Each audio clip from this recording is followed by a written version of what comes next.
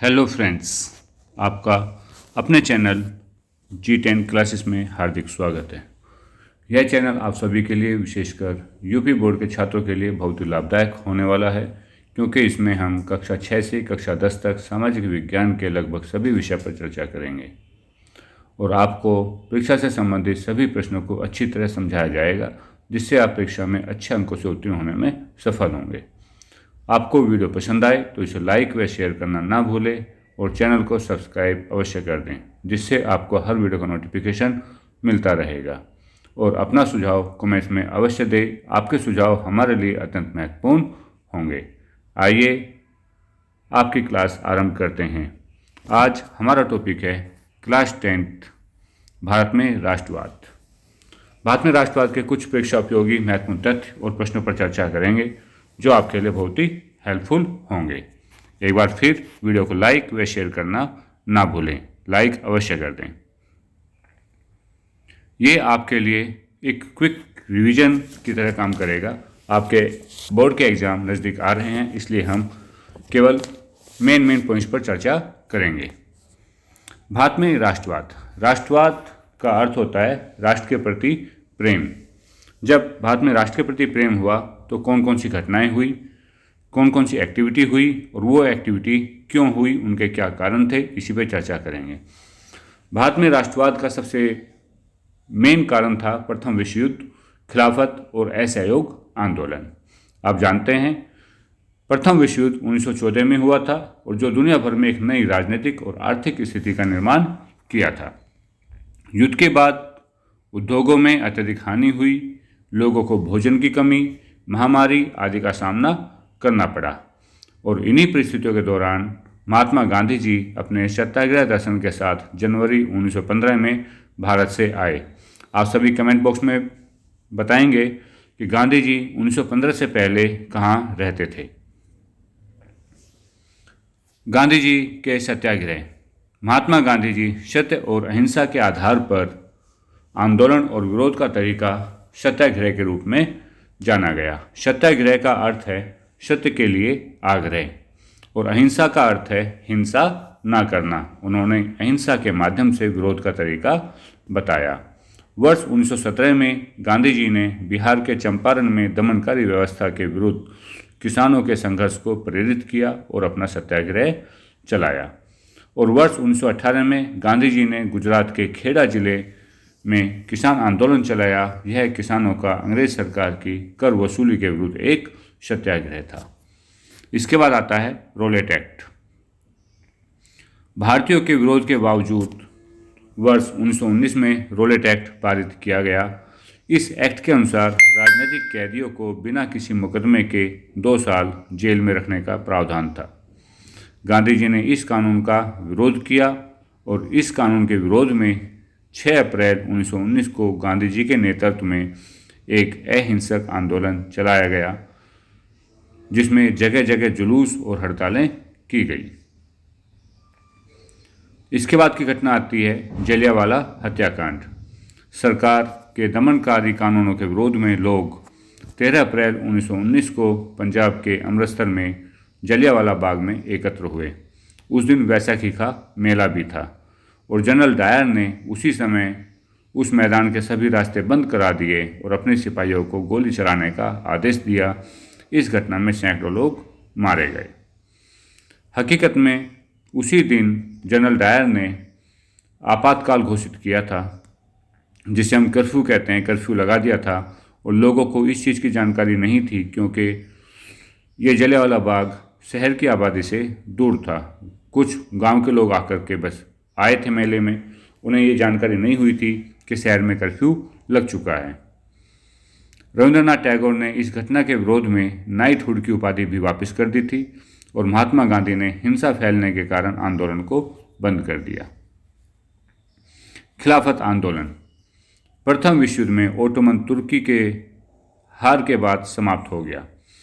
Islamic विश्व के आध्यात्मिक नेता खलीफा ओटोमन सम्राट पर कठोर संधि लगाई गई। इससे भारतीय मुसलमानों ने अंग्रेजों से नाराज होकर आंदोलन करने का निर्णय लिया। मौलाना आज़ाद, हकीम अजमल खान, हशरत मोहानी के नेतृत्व में खिलाफत समिति की स्थापना हुई। प्रश्न पूछा जा सकता है, खिलाफत समिति की स्थापना में कौन कौन नेता थे? मौलाना आज़ाद, हकीम अजमल खान और हसरत मोहानी। मोहम्मद अली और शौकत अली ने इस मुद्दे पर महात्मा गांधी जी के साथ चर्चा की। गांधी जी ने इसे हिंदुओं और मुसलमानों को एकजुट करने का एक अवसर कहा। कांग्रेस ने सितंबर 1920 में कलकत्ता अधिवेशन में खिलाफत आंदोलन शुरू करने का प्रस्ताव पारित किया। इसकी रणनीतियां महात्मा गांधी जी ने तैयार की। सिविल सेवा, पुलिस, सेना, न्यायालय, स्कूल, कॉलेज, ब्रिटिश शासन और विधानसभाओं का बहिष्कार किया जाएगा। स्वदेशी को बढ़ावा देना और विदेशी सामानों का बहिष्कार किया जाए, ये इस आंदोलन की रणनीतियां थीं। दिसंबर 1920 में नागपुर अधिवेशन के दौरान कांग्रेस द्वारा असहयोग आंदोलन अपनाया गया और जिसका नेतृत्व महात्मा गांधी जी ने किया। महात्मा गांधी के नेतृत्व में असहयोग आंदोलन खिलाफत को बल मिला। आंदोलन के अलग अलग विचार। जनवरी 1921 में असहयोग खिलाफत आंदोलन शुरू हुआ और यह आंदोलन शहर के मध्यम वर्ग की भागीदारी के साथ आरंभ हुआ था। बच्चों, छात्र और शिक्षकों ने स्कूल भी छोड़ दिया था और वकीलों ने मुकदमा लड़ना छोड़ दिया था। जो भी सरकारी कार्य थे, उन सरकारी कार्यों को बंद कर दिया गया था और यह आंदोलन ग्रामीण क्षेत्रों में भी फैला था। ग्रामीण क्षेत्रों में विद्रोह। असहयोग आंदोलन शहर से ग्रामीण क्षेत्रों में, गांव के जो क्षेत्र थे उनमें, छोटे छोटे गाँव में फैल गया था। और अवध में किसानों का नेतृत्व कौन कर रहे थे? बाबा रामचंद्र जी कर रहे थे। रामचंद्र फिजी में गिरमिटिया मजदूर के रूप में काम कर चुके थे। गिरमिटिया मजदूर वे होते थे जिन मजदूरों को यहाँ से दूर बर्मा, रंगून आदि जगह पर भेज दिया जाता था, उन्हें गिरमिटिया मजदूर कहा जाता था। अधिकतर किसान आंदोलन राजस्व वसूली के विरुद्ध थे। जमींदारों को नाई धोबी सुविधाओं से वंचित करने के लिए पंचायतों ने नाई धोबी बंद करने का आदेश दे दिया था। जून 1920 में जवाहरलाल नेहरू ने अवध की समस्याओं को समाप्त करने के लिए अक्टूबर में अवध किसान सभा की स्थापना की। अवध किसान सभा की स्थापना किसने की? पंडित जवाहरलाल नेहरू ने। आदिवासियों द्वारा स्वराज की व्याख्याएं। आदिवासी किसानों ने महात्मा गांधी के विचारों का अर्थ निकाला और उन्हें कर नहीं देना होगा। उन्होंने अर्थ क्या निकाल दिया कि अब उन्हें कर नहीं देना होगा। भूमि की गरीबों में पुनः वितरित किया जाएगा। आंध्र प्रदेश की गुडेम पहाड़ियों में गुरिल्ला आंदोलन अलूरी सीताराम राजू के नेतृत्व में हुआ था और गुडेम के विद्रोहियों ने गुरिल्ला युद्ध जारी रखा। सीताराम राजू को पकड़कर वर्ष 1924 में फांसी दे दी जाएगी। जबकि महात्मा गांधी का विचार ये था कि सरकारी कार्यों में बाधा करना, अपने स्वराज के हम केवल अपनी ही चीज़ों का यूज करें, अपने देश में निर्मित वस्तुओं का यूज करें, विदेशी वस्तुओं का बहिष्कार करें। लेकिन आदिवासी किसान गांधी जी के विचारों को समझ नहीं पाए। उन्होंने अर्थ निकाल लिया कि हम आज़ाद हो गए हैं, अब हमें कर नहीं देना होगा और जो भूमि थी वो गरीबों में वितरित की जाएगी। इसी बात से प्रभावित होकर उन्होंने एक गुरिल्ला युद्ध जारी किया। बागानों में स्वराज। असम में बागानी कार्यकर्ताओं के लिए आज़ादी का अर्थ 1859 ईस्वी के अंतर्देशीय उत्प्रवासन अधिनियम द्वारा सीमित क्षेत्रों से बाहर जाने का अधिकार था, जिससे वे पहले वंचित थे। इस कानून के अंतर्गत बागानी श्रमिकों को सरकारी आदेश के बिना चाय बागान छोड़ने की अनुमति नहीं थी। तो अब बागानों में स्वराज की स्थापना करने की बात की गई थी। सविनय अवज्ञा की ओर। चोरी चोरा की घटना आप अच्छे से भिज्ञ है, जानते हैं इस बात को कि चोरी चोरा की घटना भारतीय इतिहास में बहुत बड़ी घटना के रूप में आई थी, जिसमें पुलिस वालों और आंदोलनकारियों के बीच झड़प हो गई थी और एक चौकी को जिंदा जला दिया गया था। यह घटना 5 फरवरी 1922 को गोरखपुर में हुई थी और इसी घटना के कारण महात्मा गांधी जी ने फरवरी 1922 को असहयोग आंदोलन वापस लेने का निर्णय कर लिया था। इस आंदोलन में 3 नागरिक सहित 23 पुलिसकर्मियों की मौत हुई थी और गांधी जी ने महसूस किया कि सामूहिक संघर्ष के लिए सत्याग्रह को प्रशिक्षित करने की आवश्यकता है। गांधी जी हिंसा बिल्कुल नहीं चाहते थे। कांग्रेस के अंदर अलग अलग विचार। कांग्रेस 1919 के भारत सरकार अधिनियम द्वारा स्थापित प्रांतीय परिषद के चुनाव में भाग लेना चाहती थी, क्योंकि उसने महसूस किया कि परिषद के अंदर ब्रिटिश नीतियों का विरोध करना महत्वपूर्ण है। कांग्रेस अभी तक आंदोलन कर रही थी, लेकिन अब चाहते थे कि एक सरकार का हिस्सा होकर के, एक प्रांतीय संसद में भाग लेकर के, जब हम प्रांतीय परिषद के एक सदस्य होंगे, सरकार के एक अंग होंगे, तो वहाँ पर विरोध करना अति आवश्यक है। CR दास, मोतीलाल नेहरू ने कांग्रेस के अंदर स्वराज पार्टी का गठन किया, लेकिन जवाहरलाल नेहरू और सुभाष चंद्र बोस ने जन आंदोलन और पूर्ण स्वतंत्रता का तर्क दिया। यहाँ पर CR दास और मोतीलाल नेहरू कहते थे कि कांग्रेस के अंदर एक स्वराज पार्टी का गठन किया जाए, लेकिन पंडित जवाहरलाल नेहरू और सुभाष चंद्र बोस ने कहा कि जन आंदोलन कीजिए और हमें पूर्ण स्वतंत्रता चाहिए, ना कि केवल स्वराज पार्टी। वर्ष 1920 के अंत में जब भारतीय अर्थव्यवस्था का आकार बदल गया, आकार क्यों बदला था? क्योंकि विश्व युद्ध हुआ था। विश्व युद्ध में काफ़ी भारतीय लोग घायल हो गए थे, हर चीज़ भूखमरी हो गई थी, और जिसका प्रभाव विश्वव्यापी आर्थिक मंदी पर पड़ा, जिसके परिणामस्वरूप कृषि मूल्य वर्ष 1926 से गिरने लगा और 1930 के बाद पूर्ण रूप से धराशायी हो गया। हमारे यहाँ कृषि मेन थी और कृषि के जो मूल्य था वह भी गिर गया, कम हो गया। साइमन कमीशन का गठन। साइमन कमीशन जॉन साइमन के अंतर्गत गठन किया गया था और इसका उद्देश्य था कि भारत में संवैधानिक व्यवस्था के कार्य की समीक्षा करना और सुझाव देना। लेकिन भारतीय नेताओं ने इसका विरोध इसलिए किया क्योंकि इसमें कोई भारतीय नहीं था। साइमन कमीशन वर्ष 1928 में भारत आया था, जिसका विरोध कांग्रेस और मुस्लिम सहित सभी दलों ने किया था। साइमन कमीशन का गठन हो गया था 1927 में और यह भारत आया था 1928 में, याद रखेंगे इस चीज़ को। साइमन कमीशन के विरोध में पुलिस की लाठियों और प्रहार से लाला लाजपत राय शहीद हो गए थे। पूर्ण स्वराज की मांग। अक्टूबर 1929 में लॉर्ड इरविन ने भविष्य के संविधान पर चर्चा करने के लिए गोलमेज सम्मेलन की घोषणा की और दिसंबर 1929 में जवाहरलाल नेहरू की अध्यक्षता में कांग्रेस के लाहौर अधिवेशन में भारत के लिए पूर्ण स्वराज की मांग को स्वीकार कर लिया गया। 26 जनवरी 1930 को स्वतंत्रता दिवस के रूप में भी मनाया गया।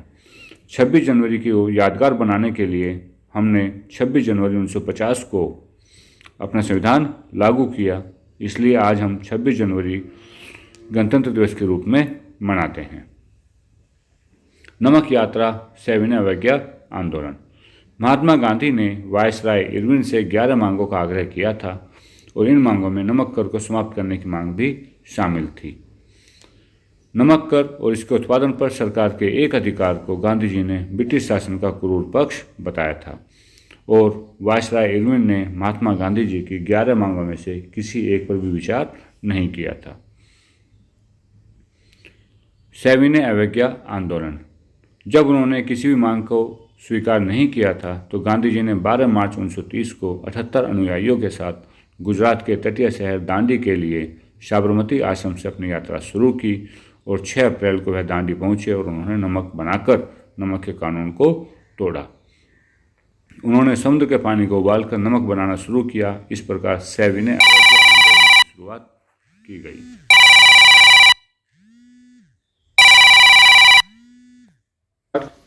सविनय अवज्ञा आंदोलन। गांधी जी ने 12 मार्च 1930 को 78 अनुयायियों के साथ गुजरात के तटीय शहर दांडी के लिए साबरमती आश्रम से अपनी यात्रा शुरू की और 6 अप्रैल को वह दांडी पहुंच गए। वहां पहुंचकर उन्होंने नमक बनाकर नमक के कानून को तोड़ा और जब उन्होंने समुद्र के पानी को उबालकर नमक बनाना शुरू कर दिया तो इस तरह कौन सा आंदोलन शुरू हुआ? सविनय अवज्ञा आंदोलन। इसका अर्थ होता है कि विनय के साथ, प्रार्थना के साथ हम आपकी अवज्ञा कर रहे हैं। इस आंदोलन के अंतर्गत गांधी जी ने विदेशी कपड़ों का बहिष्कार किया गया और शराब की दुकानों का विरोध किया गया। किसानों ने राजस्व और चौकीदार कर देने से इनकार कर दिया। गांव के जो अधिकारी थे उन्होंने इस्तीफा दे दिया और कई स्थान पर वन कानूनों का भी उल्लंघन किया गया। सविनय अवज्ञा आंदोलन का स्थगन। इस आंदोलन को बंद करने के लिए अंग्रेजों ने सत्याग्रहियों पर हमला किया। लगभग 1 लाख लोगों को गिरफ्तार कर लिया गया और अब्दुल गफ्फार खान को वर्ष 1930 में गिरफ्तार भी किया गया।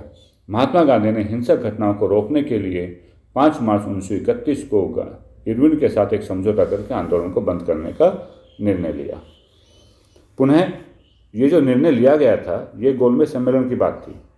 1931 में 3 गोलमेज सम्मेलन हुए थे और गांधी जी ने 11 सूत्री मांगों को रखा था।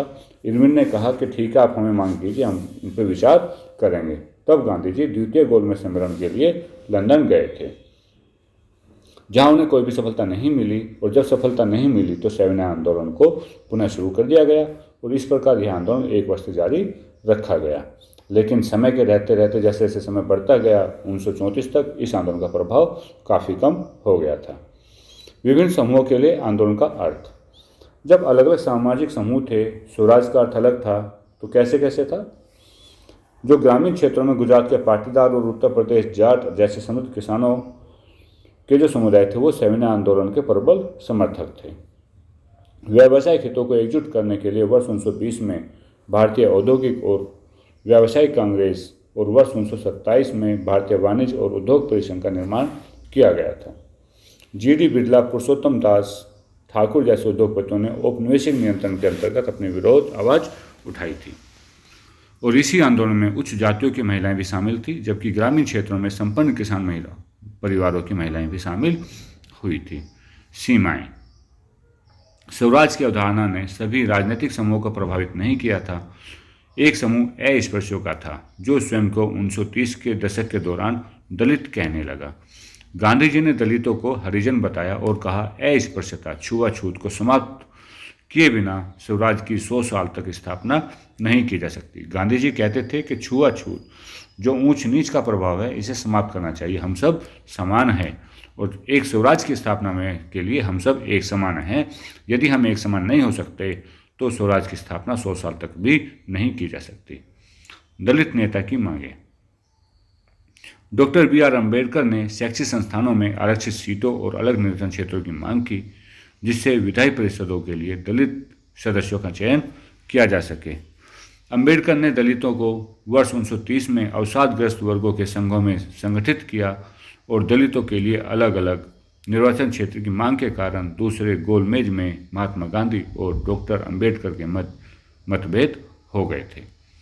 जब ब्रिटिश सरकार ने अम्बेडकर की मांग को स्वीकार किया तो गांधी जी ने इसका विरोध किया और हालांकि अम्बेडकर ने अंततः गांधी जी के विचार को स्वीकार कर और इसके परिणामस्वरूप सितंबर 1932 को पूना समझौते पर हस्ताक्षर हुए थे। हिंदू मुस्लिम संघर्ष। 1920 के दशक के मध्य मुस्लिम लीग, कांग्रेस, हिंदू महासभा जैसे राष्ट्रवादी संगठन एक दूसरे के काफ़ी समकक्ष थे। बाद में उनके आपसी संबंध खराब होते चले गए और 1930 में मुस्लिम लीग के अध्यक्ष मोहम्मद इकबाल ने हिंदू और मुस्लिमों के लिए अलग अलग मतदान की मांग की थी। हिंदू महासभा और मुस्लिम लीग के बीच मतभेद। कांग्रेस और मुस्लिम के बीच मतभेद केवल भावी विधानसभाओं में प्रतिनिधित्व करने का था। मुस्लिम नेता मोहम्मद अली जिन्ना 2 शर्तों पर अलग निर्वाचिका की मांग छोड़ने को तैयार थे कि केंद्रीय सभा में मुस्लिमों को आरक्षित सीट दी जाए और प्रतिनिधित्व मुस्लिम वर्चस्व वाले प्रांत बंगाल और पंजाब में आबादी के अनुपात में हो। जिन्ना चाहते थे जहाँ पर मुस्लिम ज़्यादा वहाँ पर ज़्यादा सीटें हो, जहाँ मुस्लिम कम है वहाँ पर कम हो, लेकिन आबादी के अनुपात में ही हमें सीटें मिलनी चाहिए। M.R. जयकर की अगुवाई में हिंदू महासभा के अत्यधिक विरोध के कारण यह मुद्दा हल नहीं हो पाया था। सामूहिक एकता की भावना। भारत माता की छवि 1870 के दशक में पहली बार बंकिम चंद्र चट्टोपाध्याय ने बनाई थी और उन्होंने एक गीत लिखा था, वंदे मातरम, और यह गीत उपन्यास आनंदमठ में शामिल किया गया जो बाद में स्वदेशी आंदोलन के दौरान भी गाया गया था। भारत माता की छवि को पहली बार अवनींद्रनाथ टैगोर ने चित्रित किया था। क्वेश्चन पूछा जाता है अवनींद्रनाथ टैगोर कौन थे? तो ये एक चित्रकार थे जिन्होंने भारत माता की छवि को पहली बार चित्रित किया था। बंगाल में रविंद्रनाथ टैगोर और मद्रास में नटेशा शास्त्री ने लोक कथाओं और गीतों का संग्रह किया था। स्वदेशी आंदोलन के दौरान बंगाल में तिरंगा ध्वज तैयार किया था। इसमें 8 प्रांतों का प्रतिनिधित्व किया गया था और एक अर्धचंद्र को हिंदू मुस्लिम का प्रतिनिधित्व करते हुए दिखाया गया था।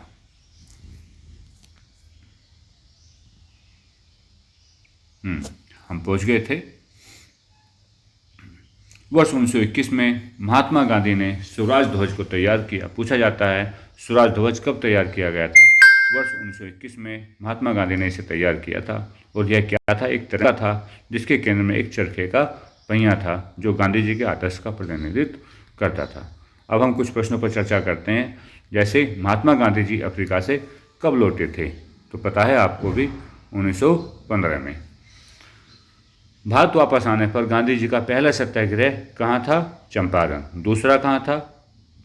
आप मुझे कमेंट्स में करके बताएंगे। चंपारण सत्याग्रह में सबसे महत्वपूर्ण भूमिका किसकी थी? तो आंदोलन किसने शुरू कराया था? महात्मा गांधी जी ने। तो भूमिका किसकी थी? महात्मा गांधी जी की। असहयोग आंदोलन का नेतृत्व किसने किया था? यह भी महात्मा गांधी जी ने किया था। असहयोग आंदोलन का मुख्य कारण क्या था? असहयोग आंदोलन कब शुरू हुआ था? 1920 में। उससे पहले क्या आया था? Rowlatt Act 1919। क्या था रोलेट एक्ट? जिसमें कोई भी भारतीय सदस्य, रोलेट एक्ट क्या था? रोलेट एक्ट में किसी भी नेता को गिरफ्तार कर उसको 2 वर्ष तक जेल में डाला जा सकता था। यह था रोलेट एक्ट। नाइटहुड की उपाधि किसने वापस की थी? रविंद्रनाथ टैगोर ने। और साइमन कमीशन भारत कब पहुंचा था? 1928 में। गठन कब हुआ था? 1927 में। साइमन कमीशन का विरोध करते हुए पुलिस की लाठियों के प्रहार से कौन शहीद हुआ था? यहाँ पे शहीद हुए थे लाला लाजपत राय। और भारतीय राष्ट्रीय कांग्रेस ने पूर्ण स्वराज प्राप्त करने का लक्ष्य कब घोषित किया था? वर्ष 1929 में। और स्वतंत्रता दिवस कब मनाया था? 26 जनवरी 1930 में। याद रखेंगे। महात्मा गांधी ने नमक सत्याग्रह कहाँ प्रारंभ किया था? दांडी में। कहाँ प्रारंभ किया था? दांडी में। और कैसे किया था? नमक कानून नमक बनाकर जब नमक के कानून को तोड़ा था तो नमक सत्याग्रह प्रारंभ हो गया था। सविनय अवज्ञा आंदोलन कब चलाया गया? 1930 में। यही तो था नमक सत्याग्रह। और दांडी यात्रा कब शुरू की थी? नमक कानून तोड़ने के लिए। क्यों शुरू की थी? नमक कानून तोड़ने के लिए ही तो दांडी यात्रा शुरू की गई थी। वंदे मातरम गीत के रचयिता कौन है? बंकिम चंद्र चटर्जी। करो या मरो का नारा किसने दिया था? महात्मा गांधी जी ने। उम्मीद है आपको यह वीडियो पसंद आई होगी, इसलिए इस वीडियो को लाइक व शेयर करना ना भूलें और चैनल को सब्सक्राइब कर दें। Thank you for watching the video.